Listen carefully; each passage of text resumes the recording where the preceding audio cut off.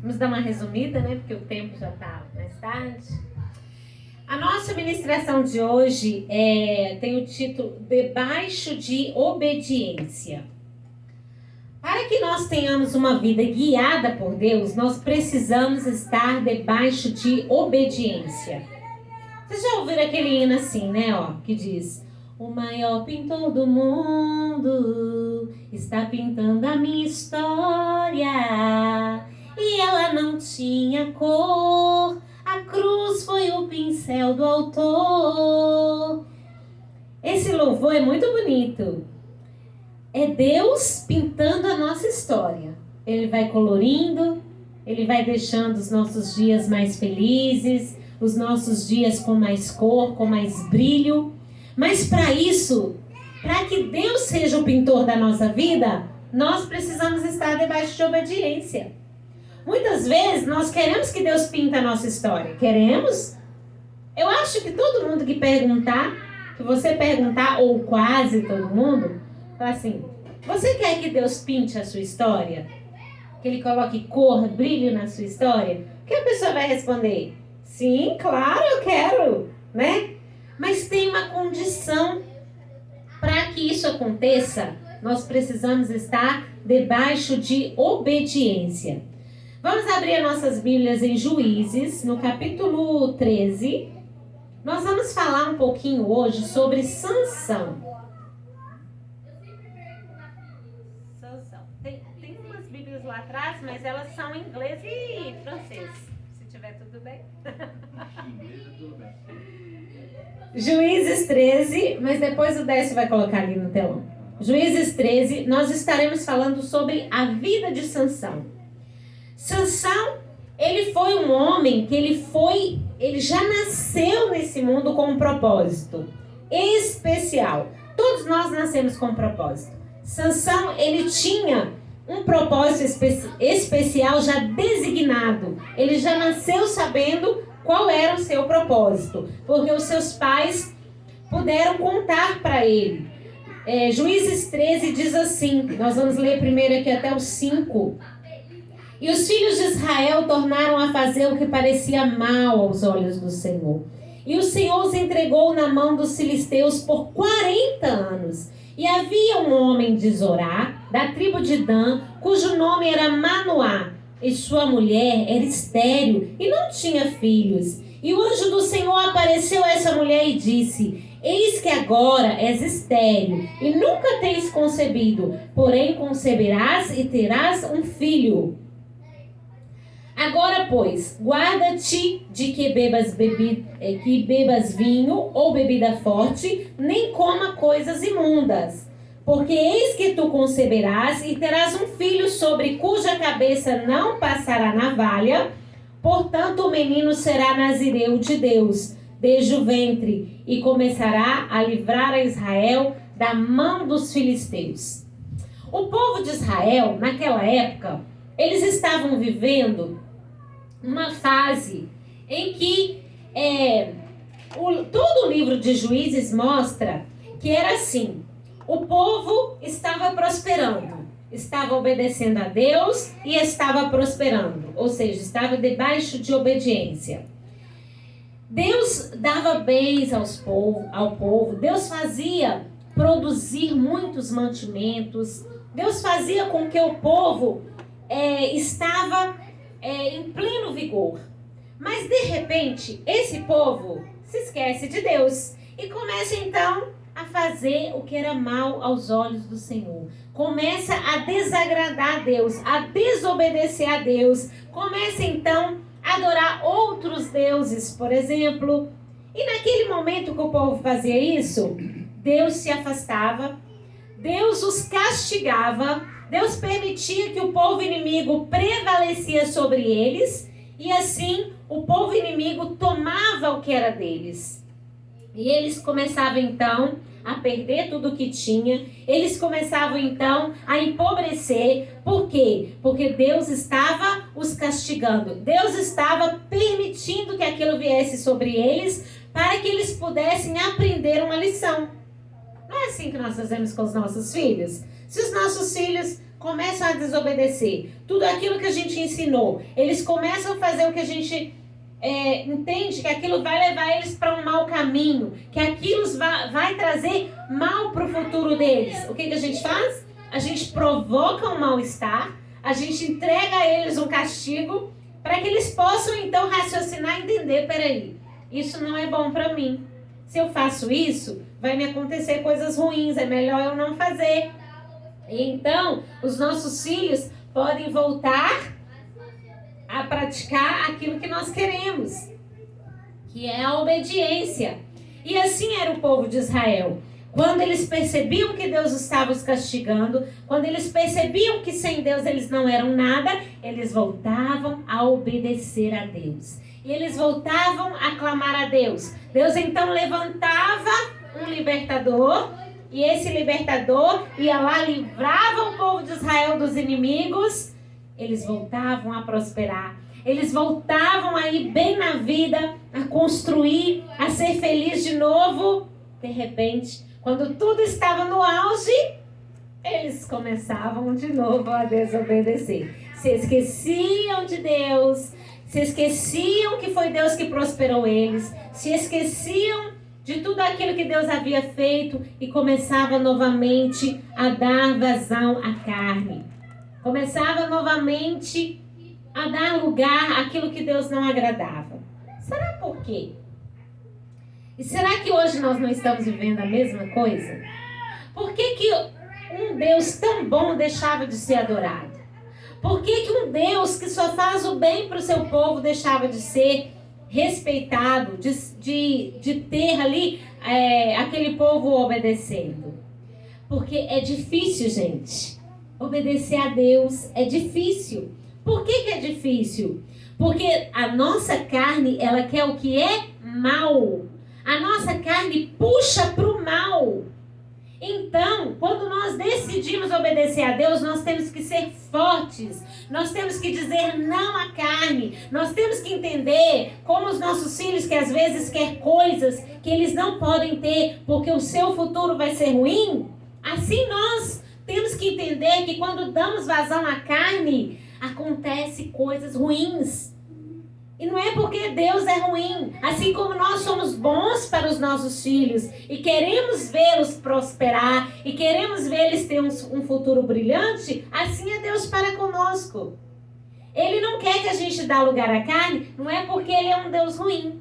É porque Ele sabe que isso vai nos levar ao caminho largo. Para onde leva o caminho largo? Para o inferno. Deus não quer isso para o nosso destino. Por isso, Ele diz, olha, Jesus, olha para Jesus. Jesus é o caminho, a verdade e a vida. Obedeça a Jesus. Se você obedecer a Jesus, você estará debaixo de obediência. E debaixo de obediência, você terá bênçãos. Debaixo de obediência, você vai ser próspero. E é assim que acontecia com o povo de Israel. E ali, eles estavam debaixo de escravidão por 40 anos. Os filisteus tomando tudo aquilo que eles produziam. E então, Deus olha para o seu povo e diz, eu vou levantar um libertador. Eu vou levantar alguém que tenha muita força. Eu vou colocar sobre ele o meu espírito. E o meu espírito sobre ele vai dar a ele uma força totalmente sobrenatural. E essa força, ele vai vencer os seus inimigos. E ele vai libertar o povo de Israel. Foi isso que Deus programou para Sansão. Sansão, então, ele tinha sobre si uma missão. Libertar o povo de Israel com a sua força. Força que não vinha dele mesmo. Ele achou que a sua força estava no cabelo. Será que a sua força estava mesmo no cabelo? A sua força estava na obediência. Na obediência. E então, Sansão, ele deveria ser um exemplo para o povo. Ele não deveria causar escândalos. Ele deveria ser um homem honesto. Ele deveria ser um homem humilde, simples. Um homem que levantava contra os inimigos do povo de Deus. Mas nós vamos ver aqui 3 fases da vida de Sansão. A primeira, Sansão debaixo da obediência. A segunda, Sansão fora da obediência. A terceira, Sansão buscando novamente a obediência. Sansão então começa a crescer em força. Vamos ler Juízes no capítulo 13, o 24 e o 25. 13, 24 e 25 diz assim: Depois teve esta mulher um filho e chamou o seu nome Sansão. E o menino cresceu e o Senhor o abençoou. E o Espírito do Senhor o começou a impelir de quando em quando para o campo de Dan, entre Zorá e Estaol. Então Sansão começa a crescer. E ele começa a crescer em força. Ele começa a perceber que o Espírito do Senhor estava sobre ele, que ele tinha algo especial em sua vida. Ele tinha a bênção do Senhor. Aqui fala, o Senhor o abençoou. Quando o Senhor abençoa alguém, o que acontece? Tudo que aquela pessoa faz prospera. Tudo que aquela pessoa faz dá certo, porque ela está debaixo da bênção de Deus. E assim era com Sansão. Sansão era então uma pessoa privilegiada. Poucas pessoas na Bíblia, quando a gente vai ler o Antigo Testamento, poucas pessoas são citadas como tendo sobre si o Espírito Santo de Deus. Não é como hoje. Depois que Jesus veio, Jesus viveu a sua vida aqui na terra. Quando ele subiu, o que ele disse quando estava subindo? Ele disse para os seus discípulos: eu enviarei o Consolador. Eu enviarei o Espírito Santo que vai habitar dentro de vocês. Ou seja, hoje nós temos dentro de nós o Espírito Santo. A força do Espírito Santo está dentro de você. Mas o Antigo Testamento não era assim. Poucas pessoas tinham sobre si essa força do Espírito Santo. Ou seja, Sansão era uma pessoa diferente. Era alguém especial. E ele crescia em força. Ele crescia em suas vitórias. O que ele fazia, ele tinha vitória. Uma ocasião, a Bíblia diz, em Juízes 14, 5 e 6, vamos ler lá. Juízes 14, 5 e 6 diz assim: Desceu, pois, Sansão com seu pai e com sua mãe a Tímina. E chegando às vinhas de Tímina, eis que um filho de leão, bramando, lhe saiu ao encontro. Então o Espírito do Senhor se apossou dele, tão possantemente, que o fendeu de alto a baixo, como quem fende um cabrito, sem ter nada na sua mão. Porém, nem a seu pai, nem a sua mãe deu a saber o que tinha feito. Ou seja, Sansão pega um leão, gente, e parte ele no meio. Simples. Vejam o tamanho da força de Sansão. Vamos ler também Juízes 15, 4 e 5. Olha o que ele faz aqui, presta atenção. 15, 4 e 5. E chegou fogo aos tições e largou-as na seara. Não, vou ter que ler. O 4, eu já estou lendo o 5, perdão. E foi Sansão, tomou 300 raposas e tomando tições, as virou cauda a cauda e pôs um tição no meio de cada 2 caudas. E chegou fogo aos tições e largou-as na seara dos filisteus. E assim abrasou os molhos com as cegas do trigo e as vinhas com os olivais. Olha o que Sansão fez com os inimigos dele. Ele pegou... Gente, eu fico imaginando como que um homem pega 40 raposas, 300 raposas, 40 foi o número de morte. 300 raposas, une uma a outra, amarra o rabo dela e coloca fogo. Gente, isso parece muito sem lógica, mas como está na Bíblia, nós cremos, porque a Bíblia é verdadeira. Então, aquela força de Sansão era sobrenatural. Sansão arranca também a porta da cidade, está em Juízes 16. Eu não vou ler agora, mas ele simplesmente pega a porta da cidade e arranca, vem com as dobradiças e tudo, né? Sansão feriu 1000 homens com uma queixada de jumentos. Está lá em Juízes 15, 14 e 16. Ele pega lá, né, uma cara de um jumento morto, né, a caveira ali, e ele pega aquilo, com aquilo ali vem 1000 homens, ele mata ele fere, a Bíblia não fala mata, fala fere. Não sei se todos eles morreram, não importa, mas 1000 homens. Sansão contra 1000 homens, e ele não morre. Por quê? O Espírito de Deus estava sobre eles, sobre ele. E também nós vemos aqui, lá em Juízes 15, 18 e 19, esse nós vamos ler, é o que Deus faz por Sansão. Vamos ver lá. 18 e 19 diz assim: e como tivesse grande sede, clamou ao Senhor e disse: pela mão do teu servo tu deste esta grande salvação. Morrerei eu, pois, agora de sede, e cairei na mão desses incircuncisos? Então, veja o que Deus fez. O Senhor fendeu a caverna que estava em Leí, e saiu dela água, e bebeu, e o seu espírito tornou e reviveu, pelo que chamou o seu nome, a fonte do que clama, a qual está em Leí até o dia de hoje. Pensa, gente. Deus simplesmente fala assim: você está com sede? Peraí, eu vou dar um jeito. Fende a rocha, a caverna, né? Dali sai água para ele beber. Deus estava com Sansão. Por quê? Porque Sansão era escolhido por Deus. Ele tinha uma promessa.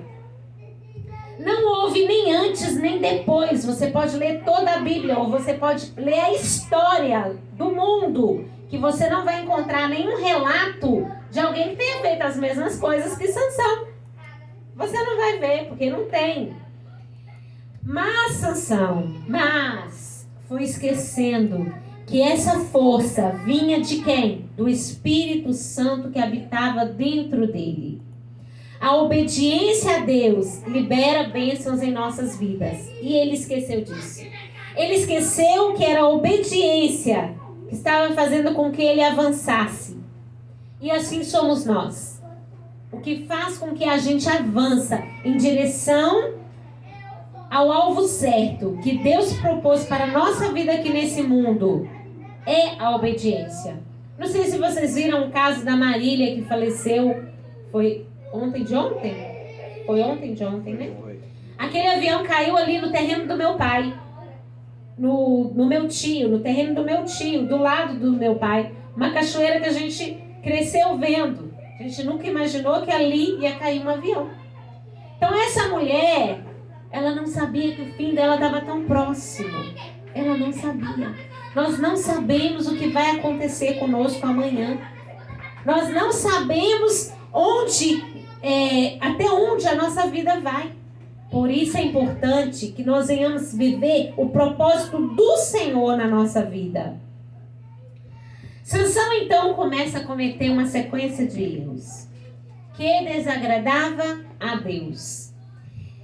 Então, ele fica fora da obediência. Ele resolve viver fora da obediência.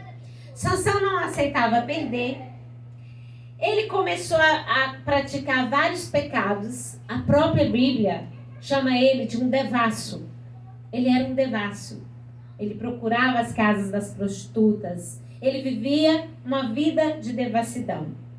Ele tinha um temperamento explosivo. Qualquer coisa ele, vou matar. Né? Eu mato, eu sou forte, eu posso, eu faço.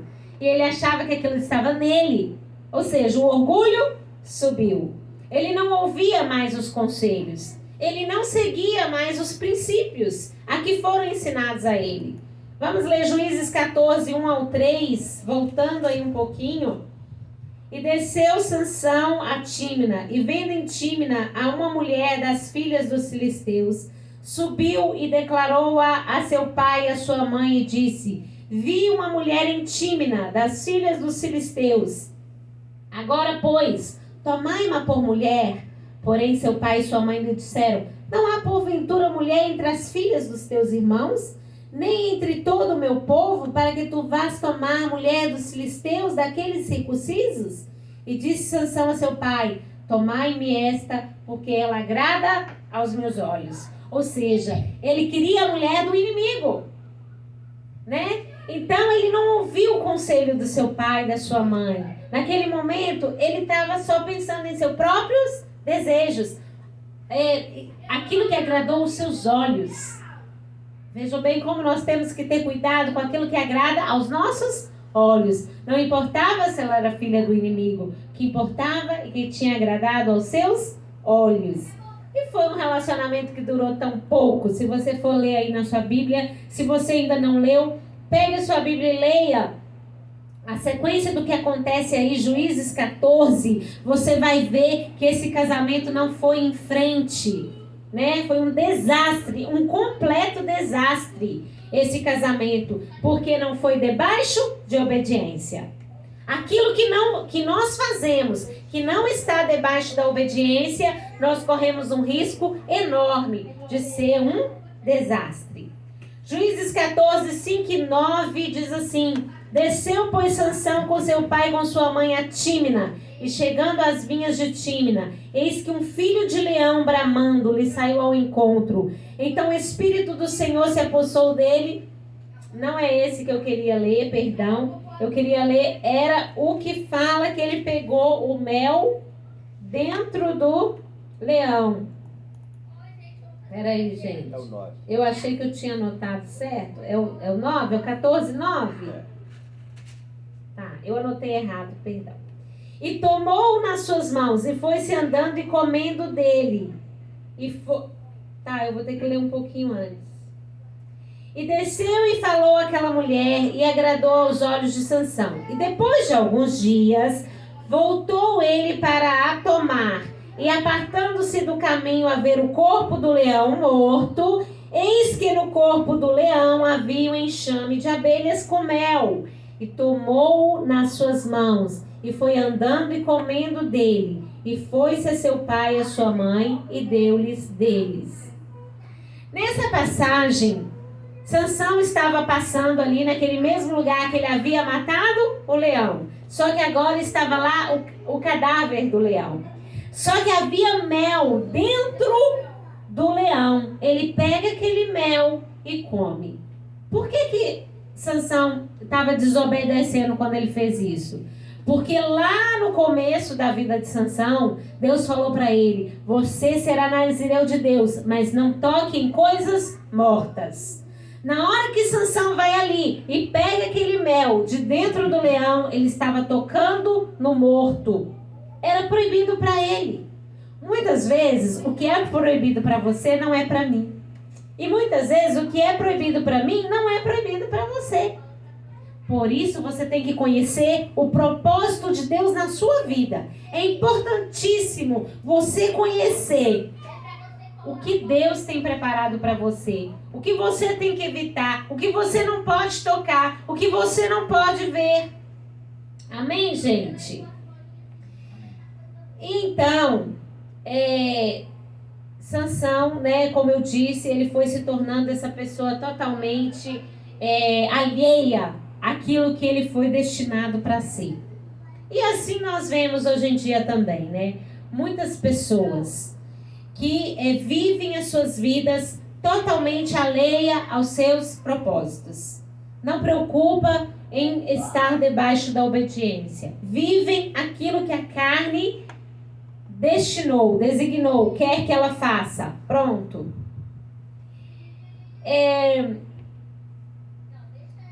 O Espírito Santo, ele habita dentro de nós.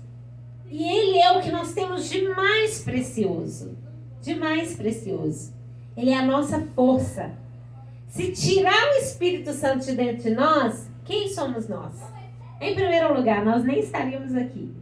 Porque nós não estamos aqui para ver uns aos outros. Nós estamos aqui impulsionados pelo Espírito Santo para ouvir a palavra de Deus. Que lindo! Parabéns! Então, vamos ler Juízes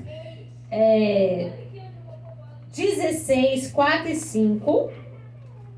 16, 4 e 5. Depois nós vamos ler os 6, depois do 16 ao 21. E depois disso aconteceu que se afeiçoou a uma mulher do vale de Soreque, cujo nome era Dalila.